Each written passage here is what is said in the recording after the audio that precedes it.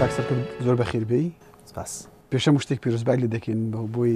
بە بۆنەی دەرچوونت بۆ پەرلەمانی عێراق. زۆر سپاس بەێش. جاری باسی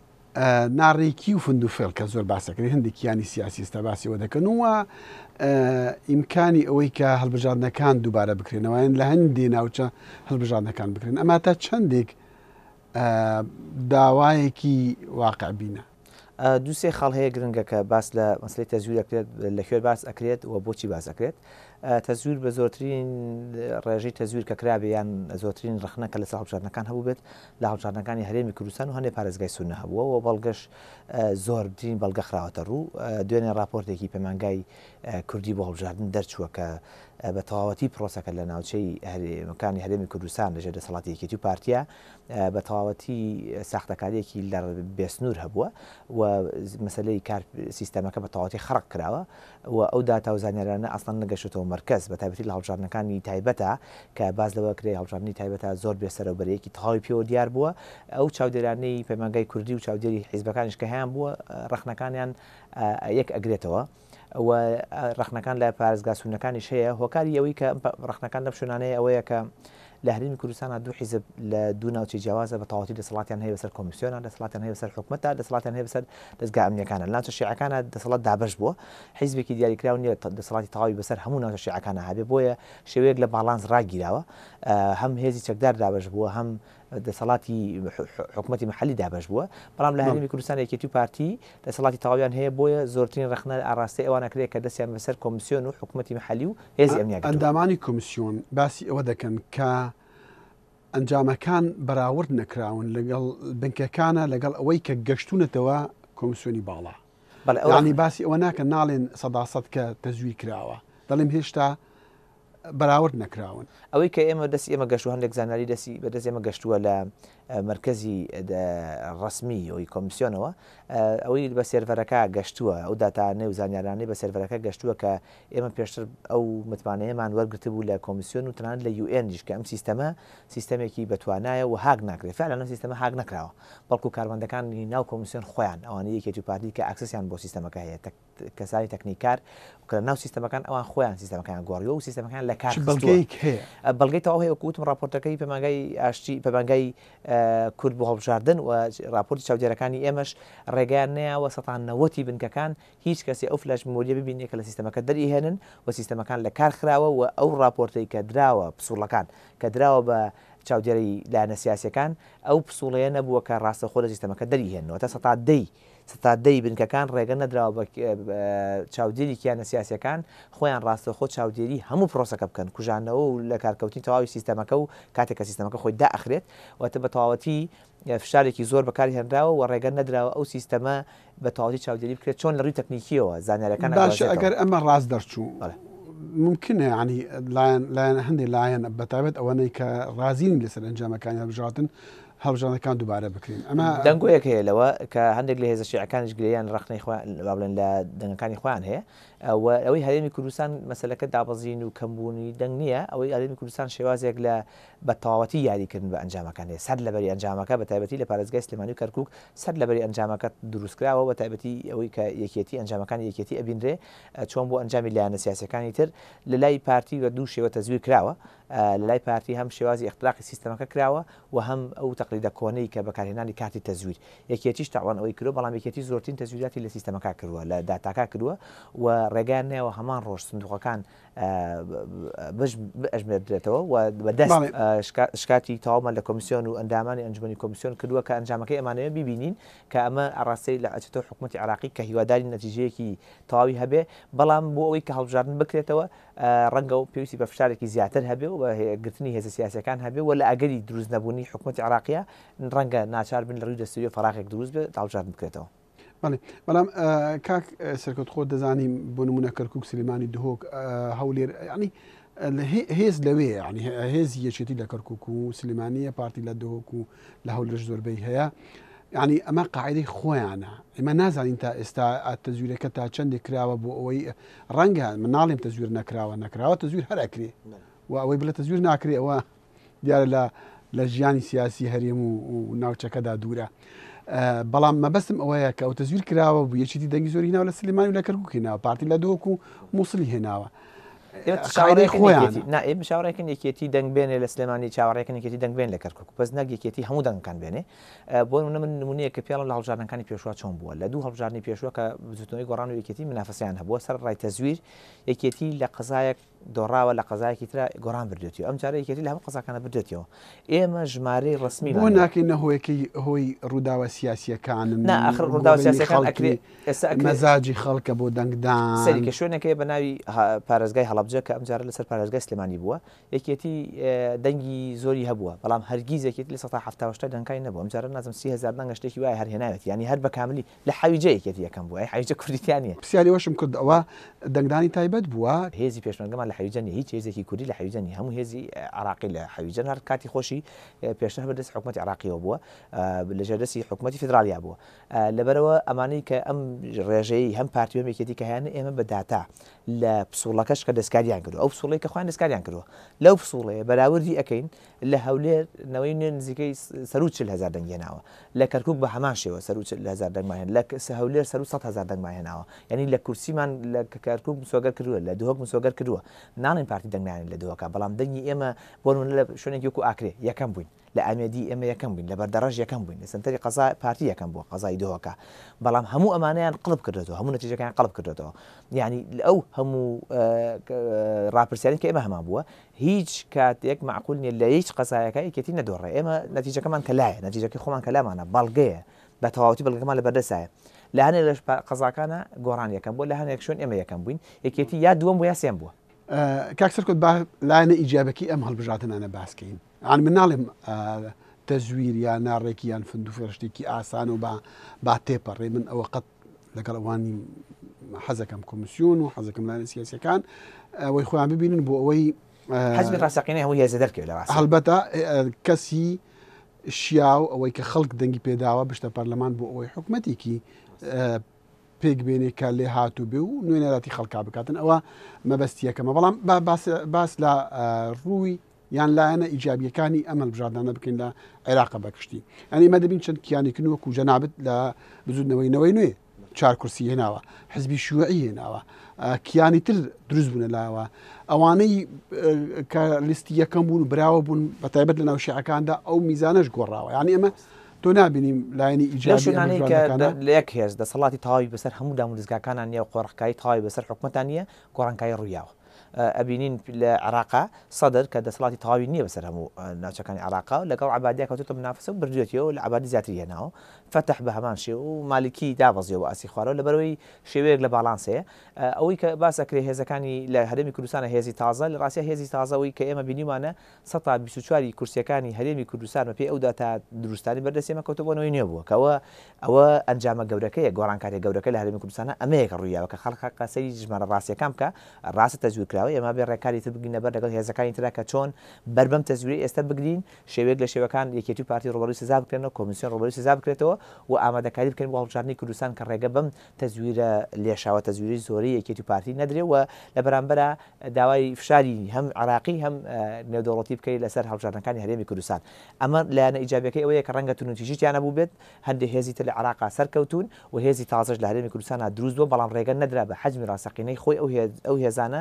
دەربکەوێ و فەشەلی ڕاستەقینەی یەکێتی و پارتی چکم لە ماوەی ڕابردووە لە ڕووی ئابووری ئیداری سیاسی هەرێمی کوردستان لە ڕووی دەستوری و پاشەکشانەی کە کردوەتی لێشە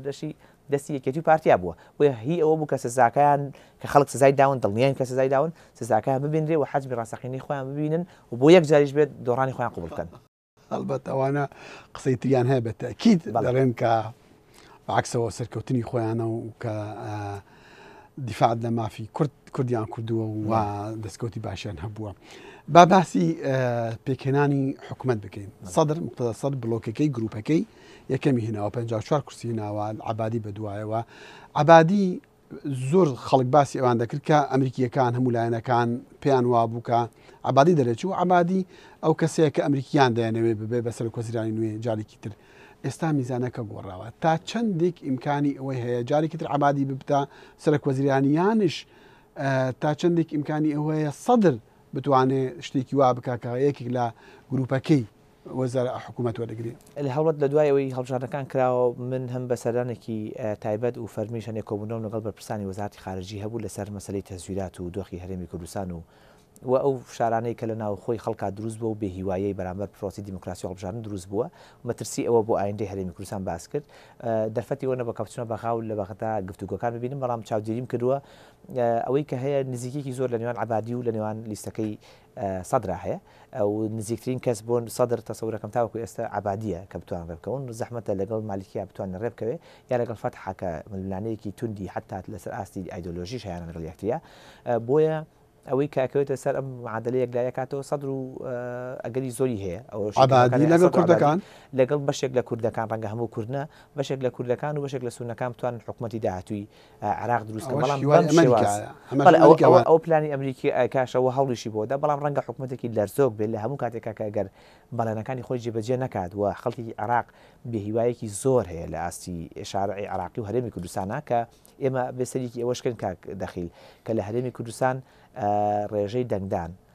زۆر نزم بووە لە عێراق زۆر نزم بووە لە هەندێک پارێزگای عێراق خوارسی بووە لە هەرێمی کوردستان بۆ یەکەم جار لە 1945 بووە ئەو بێزاریە زۆرە نیش ئاماژەیەکی گرنگە بۆ هەموو هێزەکان کە ئێمە وەکو نەوەی نوێ بەشێک لە هیوای ئێمە لەسەر ئەم هەڵبژاردنەکان ئەوەیە کە بۆ هەڵبژاردننی داهاتوو هەڵمان چنیوە لەسەری ئەوەیە کە ڕاستە تەزویرێکی زۆر کراوە بەڵام لە ڕاستیە نزیکی لە 155 خەڵک دەنگی نێیاوە کە ئێمە ئەمانوێت وا بکەین ئەم خەڵکە بێ دەنگدات بەنسبەت عێراقیش و بە هەمان شێوەیە بۆیە خەڵکی عێراق چاوەڕوانیان لە سەدر یا لە عەبادی ئەوەیە کە بە زووترین کات حکومەت دروستکەن ڕەنگە پرۆسی دروستکردنی حکومەت بەو ڕادەیە زۆر ئاڵۆز نەبێ بەو پێی کە ئەو هێزان دەرچوون لێکەوە نزیکن ئەگەر عەبادی و سەدر و کوردەکان بتوانن اتفاق بکەن لەگەڵ بەتاکید هێزێکی سوننە چونکە ئەمریکی باوەڕ ناکەم یعنی باوەڕ ناکەین کە حکوومەتێک دروست بێ بەبێ پێک هاتەیەک دەبێ پێکاتەکان دیسا پێکەوە بن و کوردەکان سیناروی کوردەکان چی ینی پارتی بەتەنیا دەتوان لەگەڵیان بکە یان پارتی وێچیتی پێکەوە تەحالف بکەن لەگەڵ گروپەکانی دیکەیان تا چەندی کوردەکان دەتوانن پێگیان لە بەغا بەهێز بکەن یانش بەتەنیا بچن خۆی ئەوەی کە ناجۆرە لە هەڵبژاردنەکانی عێراقا مەسلەی پێگەی پارتی و یەکێتی بە تایبەتیش دریش پارتی پێش چەند مانگێک باسی لە پرۆسی تەلاقدانی عێراق کردو کە ناچێتەوە عێراق جارێکی تر ئێستا لە هەموو کەس پەلەتەرێتی و لەگەڵ عەبادی و سەدرا دەستی بە گفتوگۆ کرد و بۆی بەشدار بێ ئەو یەکێتیش بە هەمان شێوە بۆیە پەلەکردنێک لە ئاستی کوردی لایەنە کوردیەکان هەیە جگەل لە لایەنەکانی دەروی یەکێتی پارتی کە ئێمە نەوەی نوێ پێمان وایە بێ لە عێراق و لە بەغدا بەهێز بین و نابێ بەغدا بۆ پارتی و یەکێتی بەجێ بێڵین لایەنەکانی تر شێوەیەک لە باز دەوەکەن کە بایکۆتی پرۆسی سیاسیەکان لە عێراق هێزەکان و هاوپەیمانی بۆ دیموکراسی بایکۆتی حکوومەت بکەن بەڵێ بایکۆتی پرۆسی سیاسی لە عێراق هەر نەچن ناوکە ئەو باس لە پەرلەمانیش بەڵێ تاوەکو ئێستا قسەی ئەوانە ئەوە کە لە گفتوگۆکانە گوێبیستە بین کە ئێمە ڕێیەکی پێچەوانەترمان پێمان وایە کە بەغدا تۆمەتباری سەرەکی نییە لە تەزویرەکەی کێچوپارتی تۆمەتبارن ئێمە بێ حەلەکەمان لە ناو هەرێمی کوردستان نابێ بەڵام شەڕەکەمان لە بەغدا هەرێ بێ بەردەوام بی و ڕێگەنێنی کێچوو پارتی لە بەغدا تەواوەتی هەموو قەزەی کوردی یەکلاییکەنەوە یعنی پەلەکردنێک لەلایەنی کوردی هەیە بۆی بشتێنە بەغا لەلایەنی شیعەش و بەشێک لە سونەکانیش بۆیە ڕەنگە حکومەت دروستکردن زۆر قورس نەبێت بە کورتی پارتی بەتەنیا دەتوانێت بشتە ناو حکوومەت بە پێی ژمارەی کورسیەکەش ناتوانێت یەکلایی نابێتەوە بەڵام ئەگەر بە پارتی یەکلا بووە ناتوانێت هێزێکی ژمارەیەکی زۆری یەکێتی ئەتوانێت لە حاڵەتی هێزەکانەوە بن پێویستیان بەرەی ئێران حسابکراوە ژمارەی ئەندامەکانی ژمارەی کورسەکانی یەکێتی بەو ڕادەیە زۆر نییە هەژدەیە بەڵام وەکو بەرەی ئێران حسابکراوە ڕەنگە زەحمەت بێ بەلانی کەمەوە 40 کورسی کورد پێویستە بۆ ئەوەی لە بەغدا بتوانرێت کوتلەی کوردی بتوانێت بەژاری حکوومەتی داهاتووی عێراقی بکات کە ڕەنگە کورد بە یەکی زەحمەت بە کورد هاوپەیمانەتی دروستکات ئێمە هاوپەیمانەتی لەگەڵ یەکێتی پارتیە بە تەواوەتی ڕەت دەکەینەوە بەڵام لەگەڵ هێزەکانی تررا دەرگامان کراوە بۆ گفتوگۆکردن و هاوپەیمانەتیکردن و هیواداری هاوپەیمانی بۆچی هاوپەیمانەتی بلۆکێکی کوردی جیاواسەر لە یەکێتی پارتی دروست بکەین بتوانین لە بەغدا کاریگەر بین و بتوانین لەگەڵ هێزە شیعەکانە و هێزە شیع و سونەکانە وا بکەین بارودۆخی دارایی هەرێمی کوردستان سەرڕاست بکرێتەوە و ئەو گرفتانی دارایان لە نێوان هەرێم و بەغدا هەیە لە ڕێگەی ئێمە سەرڕاست بکرێتەوە نەک یەکێتی پارتی دەمسپی کورد بن لە بەغدا بۆیە هیوامان ئەوەیە کە هێزەکانی تر بێنە سەر ئەو ڕێچکەیە بتوانین هاوپەیمانەتی دروستکەین و مەسەلەی ڕق و کینە و تووڕەیی لەم نێوان ئەم هێزانە تەنها بە قازانجی یەکێتی پارتیە و لە دوجار هەر ئەوان پێی بەهێزە بن بۆیە ئێمە چاومان لە استراتیژێکی دوورمەوداترە کە وا بکەین خەڵکێکی زۆر ڕوو لە دەنگدام بکە لە هەڵبژاردننی داهاتووە کە ڕێگە لە تەزویر ئەگرێ وا بکەین هاوپەیمانەتێکی بەهێزتر بۆ هەڵبژاردنەکانی کوردستان سیناریۆیەکی تر کە ئێران ڕەنگە زیاتر ئەوەی بکاتن یان هیوای ئێران بێ تحالفێکی شیعی دروست بێ سەدر چونکە سەدر خۆ دەزانی ئێستا بووە لەگەڵ ئێران نیە گەردیژیش نەبێ لەگەڵ ئێران نیە ڕاست بەڵام ئەوەی کە تەحالوفەکەی ئێرانیەکە کە باسەکرێ فەتحە لەگەڵ مالیکی عامریە کە فەتحە لەگەڵ مالیکی و عبادی نییە عبادی زەحمەتە لەگەڵ ئەوانە بچێتە بەرەیەکە و چکم عبادی تاکە پشتیوانی سەرەکی مانەوەی عبادی لە حکوومەتی ڕابردوو شەم حکوومەتش ئەمریکایە و عبادیە زانێت کە بەبێ ئەمریکا بەشێکی زۆر لەو قەرزە زۆر و پشتیوانی نێودەوڵەتی کە بۆ عراق هاتووە ناگەڕێتەوە بۆ عراق ئەگەر ئێستش بینی ئەمریکا و ئێران زۆر توندە بۆیە ئێرانیش ئەزانێت تا حدێک ڕەنگە بیەوێت بەشێک لە پۆستە گرنگەکانی حکوومەتی عراقی بۆ لایەنەکانی خۆی مسۆگەر بکات سەرۆکوەزیران زەحمەتە ئەگەر هەڵبژاردنیش دووبارە بکرێتەوە سەرۆکوەزیران زەحمەتە لە بەرەی ئێرانی بێ و ناتوانن لە بەرەی ئێرانی بتوانن پۆستەکە لە بەرەی ئەمریکی وەربگرنەوە تاوەکو ئێستا بە پێی ژمارەش کاک دەخل نزیکەی 50 کورسێکیان هەیە جەماعەتی فەتح و مالیکیش نزیکەی 25 و یەکێتیش ناگاتە 100 کورسی تۆ پێویستی بە 165 کورسی هەیە بۆ ئەوەی بەلانی کەمەوە کەمترین ڕێژەیە کە بتوانی هەڵبژاردنەکە کابینەکە پێک بێنیت بەڵام بەرەی لە بەرامبەر بەرەی ئەولا بەرەی عبادی و سەدر نزیکەی 110 کورسێکیان هەیە پێکەوە لەگەڵ ڕەنگە ڕەگەڵ هێزە کوردیەکان و بەشێک لە سونەکانە بتوانن حکوومەتی داهاتوی عێراق دروست بکەن بەڵام حکوومەتێکی ڕەنگە لەرزۆک بێ لە هەموو کاتێکا لە بەردەم ڕوخانە بێ ئەگەر بێت و بەرەی مالیکی و بەرەی ئێرانی ببنێت ئۆپۆزیسیۆنی و حکوومەتە حەزم کرد تۆ باسی ئەو بکەینەوەی نوێ کە بزودنەوەیەکی نوێ بوو لە چەند مانگێکە سەرکەوتنی هێنا لە بەخا ئەتوانێت چی بکە بە 4 کورسی ئێمە 4 کورسیمان هەیە کە لە دوای تەزویر لە ماوەیەکی کەمە توانیمان بەشێکی زۆری خەڵق قەنەعەت پێ بکەین کە بەشداری هەڵبژاردن بکات ئەنی ئەوە یەک بوو لە حماسی هەڵبژاردننی ئەم جارەی عراق لە هەرێمی کوردستانە بریتی بوو لەنەوەی نوێ هەموو هێزەکانی تر هێزی تەقلیدی و کۆن بوون و پێشتر بەشداریان کردبوو بەڵام نەوەی نوێ ڕەنگە لەوە سەرکەوتون نەبووین کە ڕێژەی زۆرتری خەڵک بەشداری هەڵبژاردن بکات ئەزانین تەزویرێکی زۆرمان لێکرا و حەجمی ئێمە زۆر نزیکەی 3 ئەوەندەیە کە کەم کراوەتەوە بەڵام سەرڕای ئەوەش نزیکەی لە 145 خەڵک دەنگیاوە ئێمە قسەکەت ببڕم لێ بیر دێتەوە پێش هەفتەیەک پێش هەڵبژاردنەکان کە خۆم لێرە لە واشنگتن لە دەستگاکانە پرسیار منە کاک شاسوار کرد چەند کورسی تەوەقعی چەند کورسی دەکەن نەیتوانی تەقدیرێکش بڵێتن ئێستا بە 4 کورسی ئەوە ڕازی لەبەر تەزویرەکە نەمانتوانین تەقدیرەکە بکەن ئێمە ئەڵام دەتانگوت کە تەزویر ناکرێت چونکە سیستەمێکی زۆر ئەو متمەئینەمان لە وەزارەتی دەروی ئەمریکا و لە UNش وەرگرت بوو کە ئەو سیستەمە دەستکاری ناکرێت لە دەرەوە تەمام سیستەمە لە دەرەوە دەستکاری نەکراوە لە ناوەوە دەستکاری کراوە خەڵکانی بەعکسەوە یعنی ئەوانەی کە لە کۆمیسیۆنی باڵا بە تایبەت دکتۆر سعید کاکەی دەڵێ لە گەیاندنی داتاکان لە بنکەکە بۆ ناوەندەکە لەوێ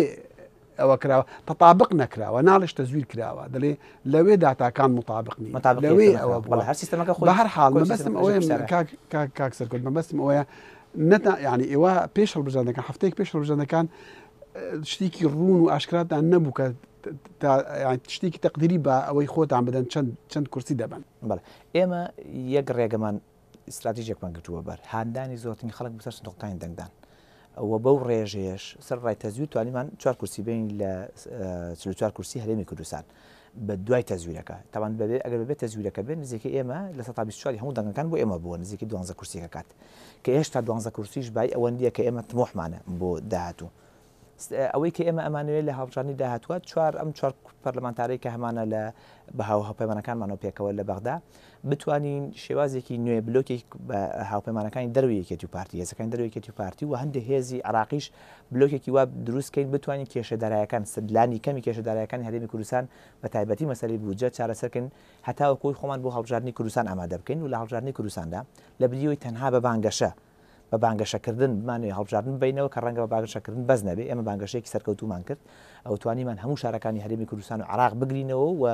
سنوورمان هەموو سنوورەکانمان تێپەڕان و ئەو ترسەی دروستیان کرد و پارتی یەکێتی تێمان پەڕاند ئەوە سەرکەوتن بوو بۆ ئێمە بەڵام لە ئەنجامەکە دیارە تەزویریان لێکردوین سەرڕای ئەوەش ئێمە حتا ئەگەر 12 کورسیەکەش بووە بۆ ئێمە لەژێ تمۆحی ئێمانیە ئێمەمانەوەی یەکێتی پارتی تێپەڕێنین ئەمانەوە ببینە هێزی یەکەم لە هەرێمی کوردستان و هێزی یەکلاکەرەوە ئەمە بۆچی نەمانتوانی بەشێکی زۆری خەڵک بێ ئیوابوو نەهاو بۆ دەنگدان ئێمە سەرکەوتو نەبووین لەوەی کە بە تەواوەتی خەڵک بین بۆ دەنگدان ئەم 4 مانگە و ئەم 6 مانگە 3 مانگە چەندێکە لە بەردەستمانایە هەموو هەوڵی خۆمان ئەگەین ئەگەر کە ئەگەر بێت و خەڵک بایکۆتی هەڵبژاردن بکات یەکێتی پارتیە بنە حاکم بەشداری هەڵبژاردن بکەی یەکێتی پارتی پێلاوازە بن سەر ڕایەوەی کە تەزویر دەکرێت ئەم تەزویرە زۆرە کاک دەخیلەوەی بزانی کە کراوە لە 145 دەنگ دەربەشداری کردووە لەو لە 1950 تەزویر کراوە ئەگەر بێت و 1970 بۆ 80 وایە ڕێژەی بەشداریکردن ڕێژەی تەزویرەکەش کاریگەریەکەی زۆر کەمە بوویەوە بۆیە استراتیژی ئێمە ئەوەیە کە بتوانین بەرەیەکی بەهێزتر لە دەروی یەکێتی دروستکەین و بتوانین زۆرترین خەڵک بەشداری هەڵبژار بکات. باشە سەرنەکەوتنی هێزە ئیسلامیەکان تۆ چۆن لێک دەدەیتەوە؟ بخۆی هێزە ئیسلامیەکان تووشی چەقبەستنێکی زۆر بوون لە مێژە تووشی ئەو چەقبەست نەبوون و هەر بەردەوام لە هەڵبژارنەکانی ڕابردووە لە نێوان 3 کورسی 4 کورسی بووە جارە بەبێ تەزویرەکە دیارە دەنگەکانی ئەوانشدا بەش بووە هەندێکی لەوانەیە هەر خەڵک بێئەمەل بووە خەڵکی ئەوانش دەنگی نێیاوە خەڵکی تەواوی هێزەکانی تر بەڵام بەشێکی زۆری ڕەنگە داعش تەسیراتی هەبوو بێت کە لەوەی کە نمووی گەشەی هێزە ئیسلامیەکان وەکو پێویست نەچێتە پێشەوە خەڵکی ئێمە بە یەکەوتنێکی لەگەڵ هێزێکی ڕادیکاڵی ئیسلامی وەکو داعشە هەبووە ئەمە ڕەنگە تەسیراتی هەبوو بێ ڕەنگە ئەمە پێویستە ئیشی خەڵکی توێژەرە و ورد داتای ورد کۆکەنەوە کە تا چەندێک دەنگی ئیسلامیەکان بە حەقیقی کەمی کردووە چونکە ئەمە تەزویرە ئەمە دەنگی ڕاستەقینە نییە بەڵام ڕەنگە دەنگیشان گەشەی نەکرد وەکو خۆی مابێتەوە. بربەستەکان لە پێش عێراقیەکان یەک بۆ دامەزراندنی حکوومەت دوو بۆ بەڕێوەبردننی دەوڵەت لە داهاتوودا دوای ئەو هەڵبژاردنانە چی دەبێت؟ لە دوای هەڵبژاردنەکان لە دوای ئەم هەڵبژاردنە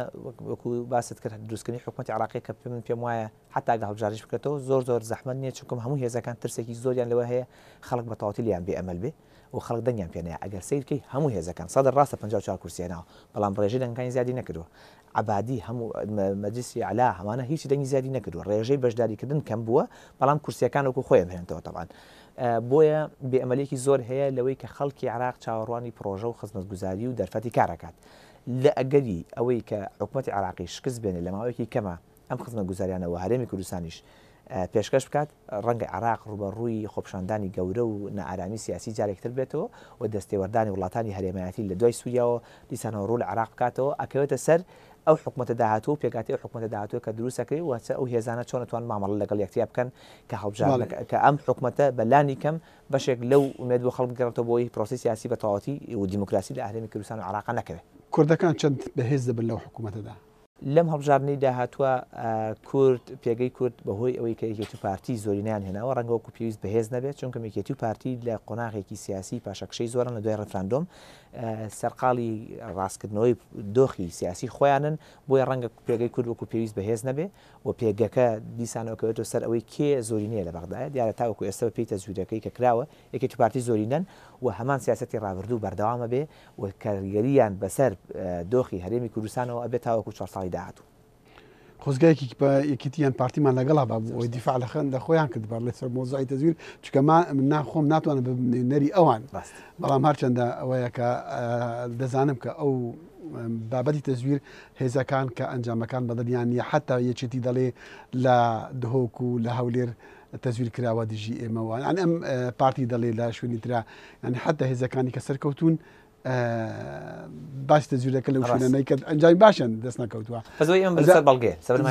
دەستەکانی خۆشکارجارێکی تر مەمنون بۆ هاتن ژنات بۆ دەنگی ئەمریکا هیوای سەرکەوتن بۆ دەکەین و هەموو ئەندامانی کورد و